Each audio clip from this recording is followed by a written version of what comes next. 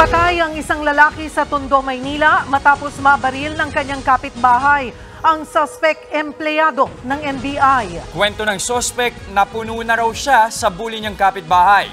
Pero iba ang kwento ng pamilya ng biktima. Nasa frontline ng balitang yan, si Justine Punsalang. Mag-aalas 10 ng gabi nitong linggo, makikita sa CCTV ang paglapit ng lalaking nakasando sa dalawang lalaking nag-uusap sa Pampanga Street, Tondo, Maynila. Inakbayan niya ang lalaking naka-t-shirt. Saglit silang nag-usap nang biglang sinuntok ng naka-t-shirt ang lalaking nakasando. Sinubukan silang awatin pero tuloy ang kanilang suntukan.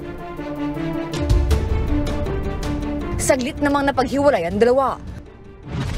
Pero biglang bumurat ng baril ang naka-t-shirt at nagpambuno sila ng nakasando hanggang sa mapahiga sila sa eskinita. Dito na nabaril ang nakasando.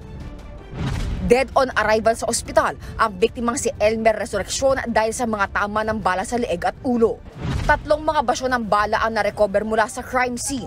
Ang suspect, isa palang empleyado ng NBI. Pagkakalam natin yung baril niya ay issued firearm niya. Nasa technical section siya, doon siya naka-assign. Kwento niya, bully raw ang biktima sa kanilang lugar. Doon sa isang birthday ng kagawad, hinamon niya ako ng suntukan. Hindi ko siya nilabanan. Dadaan ako, sisipain yung upuan. Papunta sa akin, yung monoblock na ganyan. Kayang kung ano-ano naririnig ko na ano, NBI. Inaano niya yung pagka NBI ko. Kasi hindi ako yung regular agent eh. Parang ano ka lang. Kasi yung sinabi niya nung nagwala siya mga alipin lang kayo ng gobyerno. Pero baligtad ang kwento ng pamilya ng biktima. Ang suspect daw ang siga at laging lasing sa kanilang lugar. Katunayan, kaya raw lumapit ang biktima ay para makipag-ayos sa dati nilang alitan.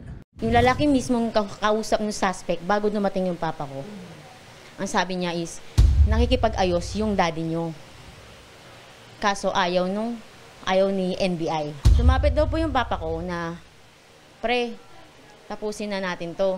Pero since siya lasing siya, iba siguro yung pumasok sa isip niya na, nakakulong na sa Manila Police District ang suspect at maharap sa kasong murder. Sinusubukan pa ng News 5 na kunin ang panig ng NBI. Nagbabalita mula sa frontline, Justine Punsalang, News 5. Mga kapatid, Cheryl Cosim po. Iba na ang may alam at may pakialam sa panahon ngayon. Para sa tuloy-tuloy na balitaan sa frontline, mag-follow at mag-subscribe sa social media pages ng News 5.